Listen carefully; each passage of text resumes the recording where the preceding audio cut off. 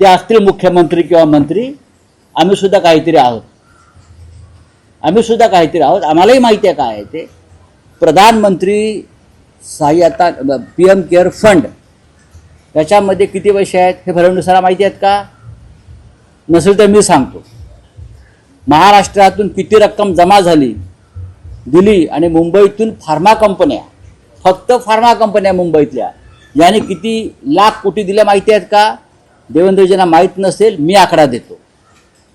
महाराष्ट्रातून कोट्यावधी हजारो शेकडो कोटी रुपये PM केअर फंडामध्ये अनअकाउंटेड आहेत. ते पैसे आत्ता आमच्या शेतकऱ्यांचे प्राण वाचवण्यासाठी, त्यांना कर्जमुक्त करण्यासाठी जर आम्ही मागणी केली तर तुम्ही 1947 में ये हो गया, 1957 नेहरू ने ये किया, 1982 में उद्धव जी ने, बाला साहब ने ये किया. ही कुठली धोरणं या लोकांनी या देशामध्ये आणलेली आहेत? काय झालं की 1950 सालचं काढायचं, 1940 सालचं काढायचं. अरे तुमचं बोला ना. तुम्ही शेण खाताय ते बोला. आत्ता तुम्ही शेण खाताय. आत्ता तुमच्यावर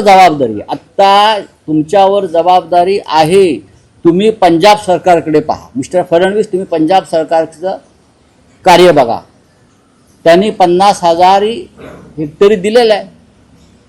त्यांनी वाहून गेलेलं प्रत्येक घर बांधून देण्याचं आश्वासन दिलेलं आहे. त्यांनी शेतकऱ्यांना कर्जमुक्त करण्यासाठी योजना आखलेली आहे. तुम्ही काय करताय? ते उद्धव ठाकरे होते 4 वर्षापूर्वी, त्याच्या आधी शरद पवार होते, त्याच्या आधी वसंतराव नाईक होते, त्याच्या आधी यशवंतराव चव्हाण होते, मारोतराव कन्नमवार होते. अरे हे बाळासाहेब खेरांपर्यंत जातील. 1948 सालच्या बाळासाहेब खेरांपर्यंत जातील. हे राज्य करण्याची पद्धत नाही देवेंद्र फडणवीस किंवा भाजपवाल्यानं. अशा प्रकारे कोणी राज्य करत नाही. आधी राज्य करायला शिका. प्रशासन चालवायला शिका. प्रशासन म्हणजे सुडाचं राजकारण नाही, सुडबुद्धी नाही. हे आधी तुम्ही शिका.